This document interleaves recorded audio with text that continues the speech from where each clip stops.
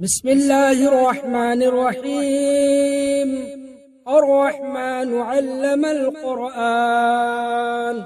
خلق الإنسان علمه البيان. الشمس والقمر بحسبان، والنجم والشجر يسجدان. والسماء رفعها ووضع الميزان، ألا تطغوا في الميزان وأقيموا الوزن بالقسط ولا تخسروا الميزان. والأرض وضعها للأنام، فيها فاكهة والنخل ذات الأكمام، والحب ذو العصف والريحان. فبأي آلاء ربكما تكذبان؟ خلق الإنسان من صلصال كالفخار، وخلق الجان من مارج من نار. فبأي آلاء ربكما تكذبان؟ رب المشرقين ورب المغربين، فبأي آلاء ربكما تكذبان؟ مرج البحرين يلتقيان، بينهما برزخ لا يبغيان. فبأي آلاء ربكما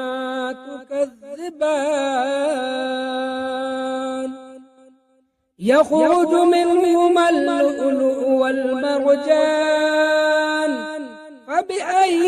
آلاء ربكما تكذبان؟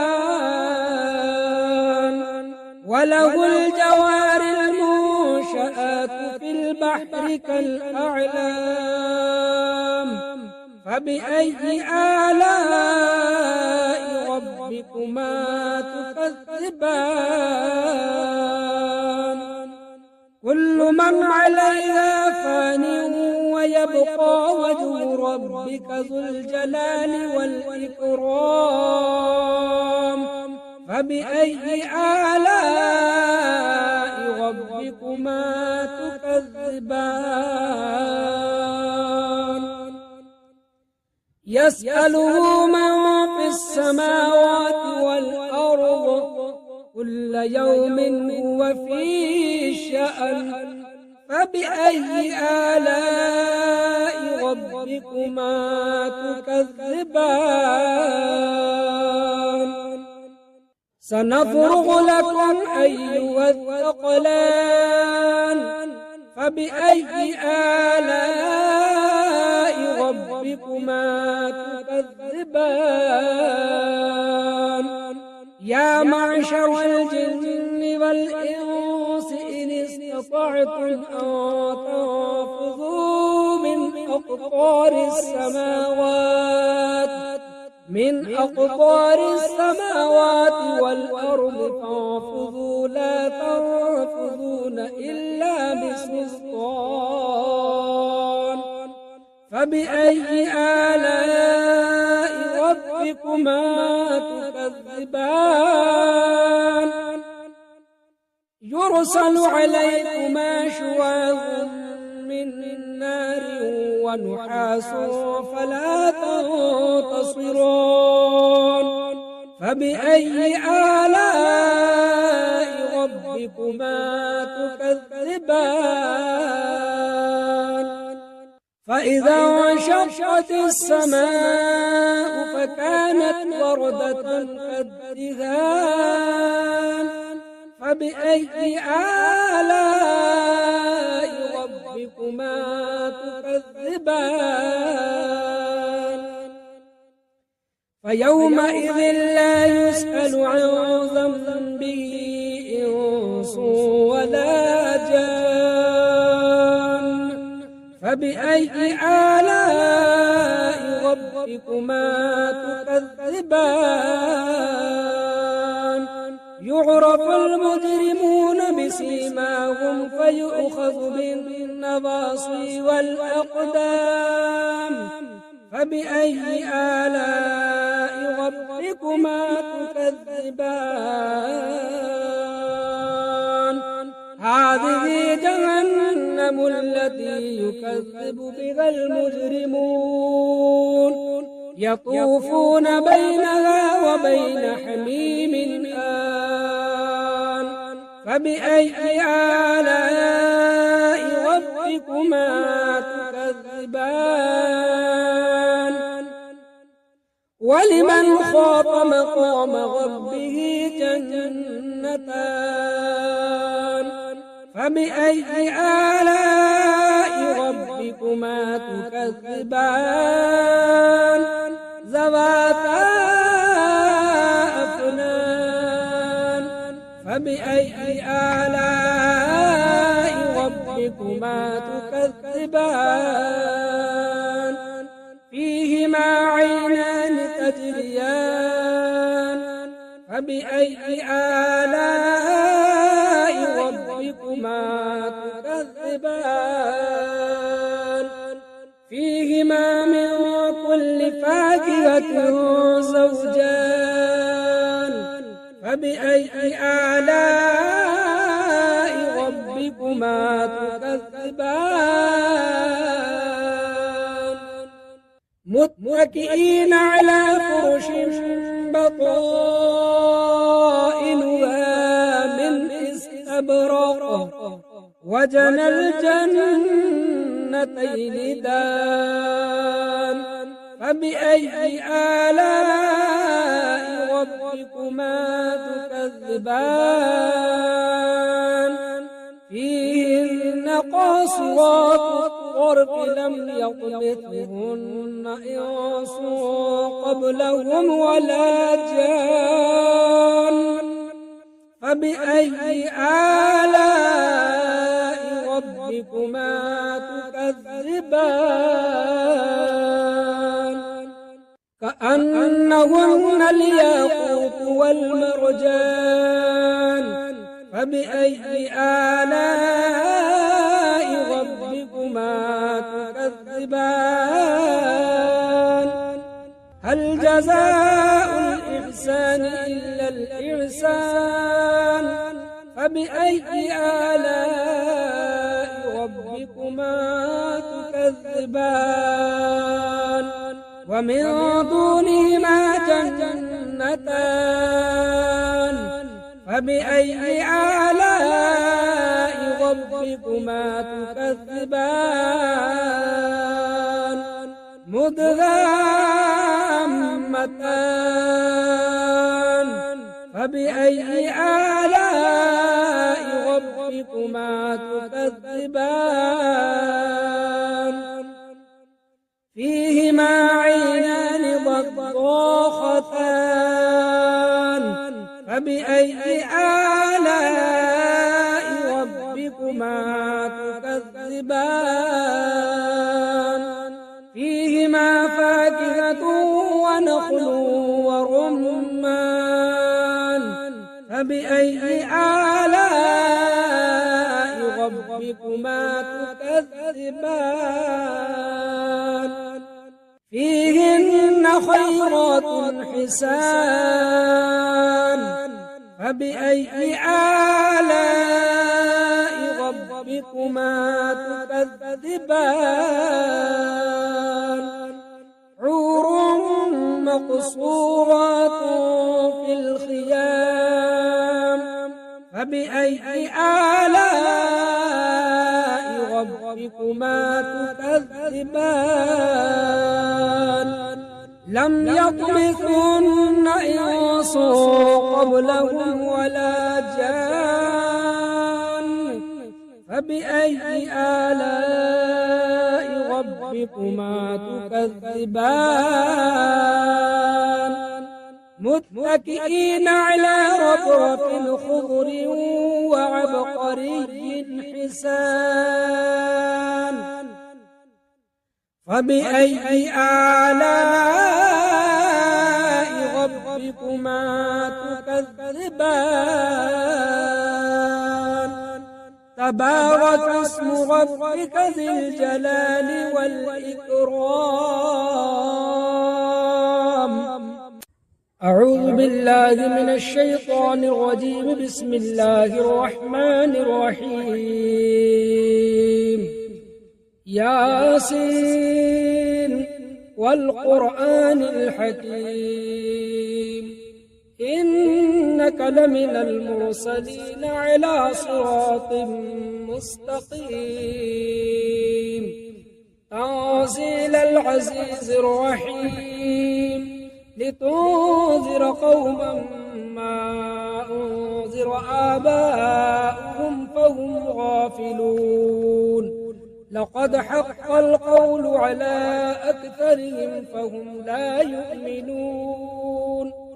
إنا جعلنا في أعناقهم أغلالا فهي إلى الأذقان فهم مقمحون وجعلنا من بين أيديهم سدا ومن خلفهم سدا فأغشيناهم فهم لا يبصرون وسواء عليهم أأنذرتهم أم لم تنذرهم لا يؤمنون إنما تنذر من اتبع الذكر فخشي الرحمن بالغيب فبشره بمغفرة وأجر كريم إنا نحن نحيي الموتى ونكتب ما قدموا وآثارهم وكل شيء أحصيناه في إمام مبين واضرب لهم مثلا أصحاب القرية إذ جاءها المرسلون إذ أرسلنا إليهم اثنين فكذبوهما فعززنا بثالث فقالوا إنا إليكم مرسلون قالوا ما أنتم إلا بشر مثلنا وما أنزل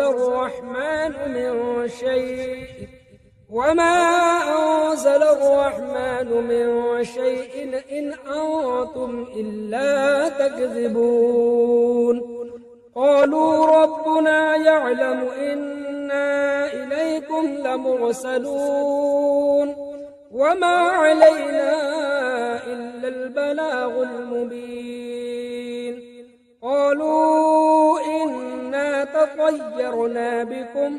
لئن لم تنتهوا لنرجمنكم وليمسنكم منا عذاب أليم قالوا طائركم معكم أئن ذكرتم بل أنتم قوم مسرفون وجاء من أقصى المدينة رجل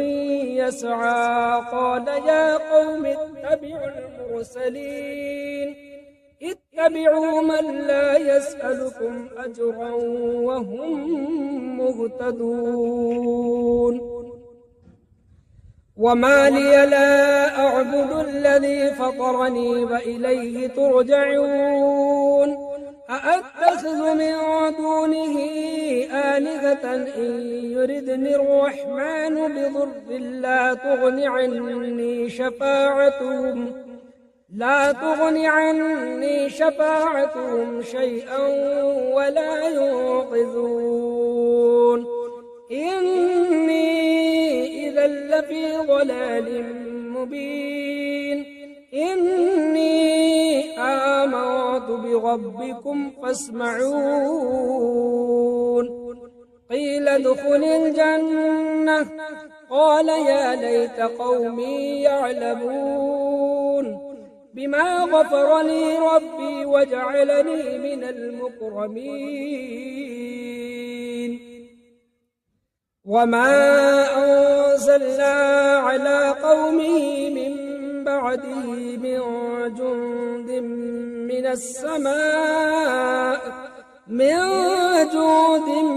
من السماء وما كنا منزلين إن كانت إلا صيحة واحدة فإذا هم خامدون يا حسرة على العباد ما يأتيهم من رسول إلا كانوا به يستهزئون ألم يروا كم أهلكنا قبلهم من القرون أنهم إليهم لا يرجعون وإن كل لما جميع لدينا محضرون وآية لهم الأرض الميتة أحييناها فأخرجنا منها حبا فمنه يأكلون وجعلنا فيها جنات من نخيل وأعناب وفجرنا فيها من العيون ليأكلوا من ثمره وما عملته أيديهم أفلا يشكرون سبحان الذي خلق الأزواج كلها مما تنبت الأرض ومن أنفسهم ومما لا يعلمون وآية لهم الليل نسلخ منه النهار فإذا هم مظلمون والشمس تجري لمستقر لها ذلك تقدير العزيز العليم والقمر قدرناه منازل حتى عاد كالعرجون القديم لا الشمس ينبغي لها أن تدرك القمر ولا الليل سابق النهار وكل في فلك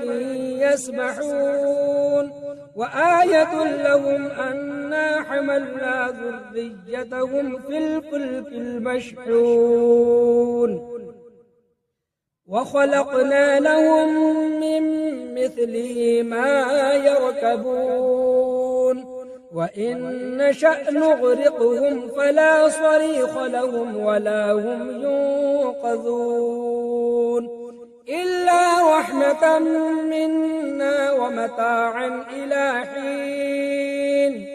وإذا قيل لهم اتقوا ما بين أيديكم وما خلفكم لعلكم ترحمون وما تأتيهم من آية من آيات ربهم إلا كانوا عنها معرضين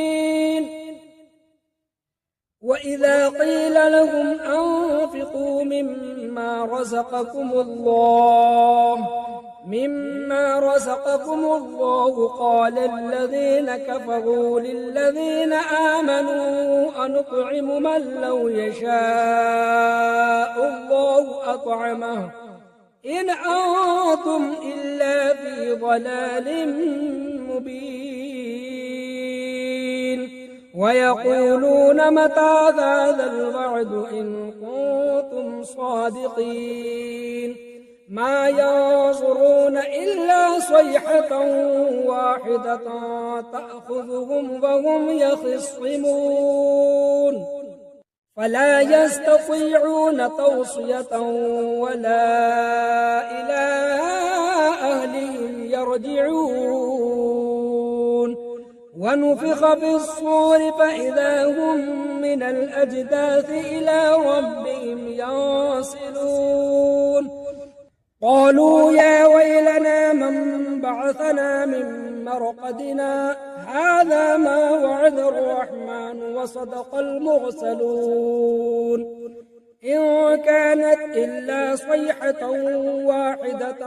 فإذا هم جميع لدينا محضرون فاليوم لا تظلم نفس شيئا ولا تجزون إلا ما كنتم تعملون إن أصحاب الجنة اليوم في شغل فاكهون هم وأزواجهم في ظلال على الأرائك متكئون لهم فيها فاكهة ولهم ما يدعون سلام قولا من رب رحيم وامتازوا اليوم أيها المجرمون ألم أعهد إليكم يا بني آدم ألا تعبدوا الشيطان إنه لكم عدو مبين وأن اعبدوني هذا صراط مستقيم ولقد أضل منكم جبلا كثيرا أفلم تكونوا تعقلون هذه جهنم التي كنتم توعدون اصلوها اليوم بما كنتم تكفرون اليوم نختم على أفواههم وتكلمنا أيديهم وتشهد أرجلهم بما كانوا يكسبون ولو نشاء لطمسنا على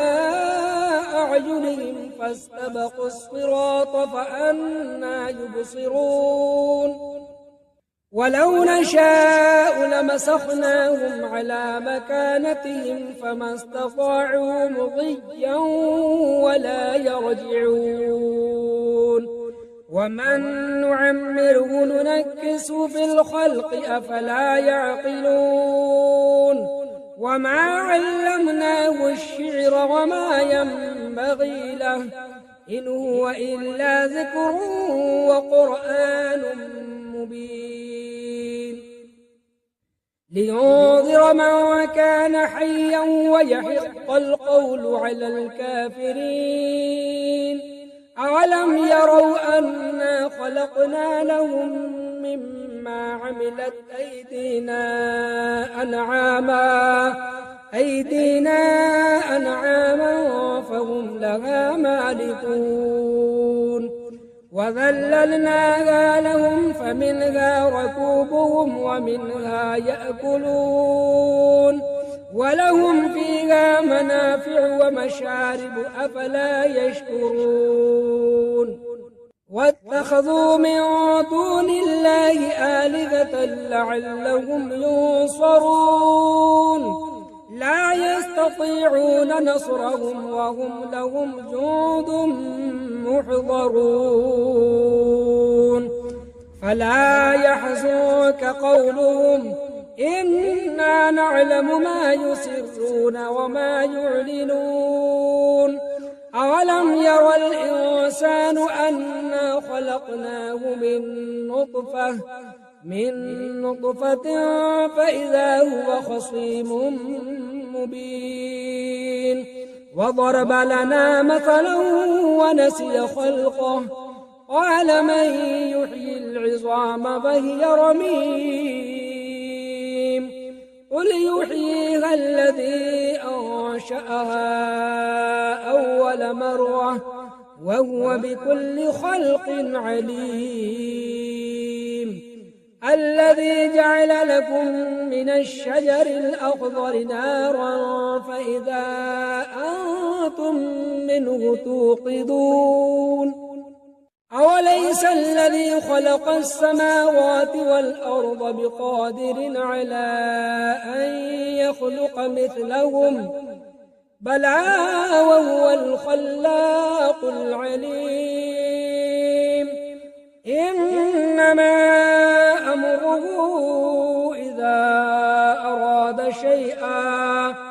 إذا